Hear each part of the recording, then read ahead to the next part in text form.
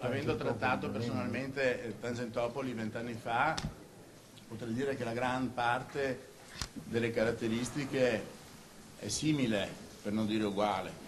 La nuova Tangentopoli inizia così: un blitz all'alba, 35 arresti, un centinaio di indagati. A distanza di 20 anni lo spettro della corruzione torna ad infestare i palazzi del potere. Anche molti protagonisti sono gli stessi.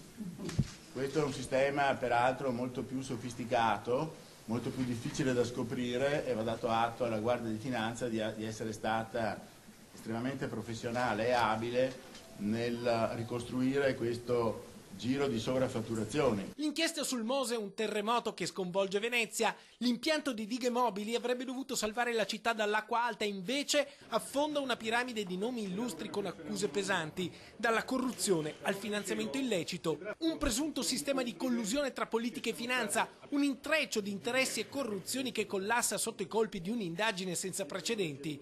Ai domiciliari il sindaco di Venezia, Giorgio Orsoni, accusato di aver ricevuto finanziamenti illeciti dal consorzio Venezia Nuova per le elezioni comunali del 2010, che vinse come candidato del PD.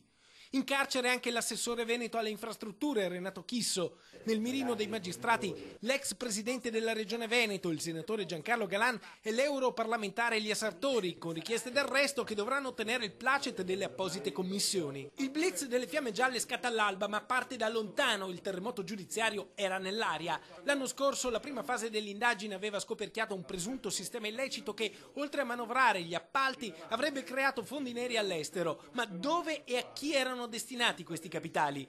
Dopo gli arresti dei manager di Mantovani, colosso padovano nel campo delle costruzioni, e del consorzio Venezia Nuova, concessionario unico per la realizzazione del Mose, a cui è seguito l'arresto del padre del Mose, Giovanni Mazzacurati, gli inquirenti stavano stringendo il cerchio, fino al colpo di stamattina che apre il vaso di Pandora e fa esplodere una nuova Tangentopoli. Rispetto a 20 anni fa, però, il sistema corruttivo di oggi è molto più sofisticato. Lo dichiara il procuratore aggiunto di Venezia, Carlo Nordio, che mette sotto accusa la farraginosità e la complessità delle leggi. Alzare le pene come si continua a fare e contemplare nuovi reati non serve assolutamente a niente, come è dimostrato da questa inchiesta, dove si può dire in sintesi che le forze politiche non hanno imparato niente e non hanno dimenticato niente.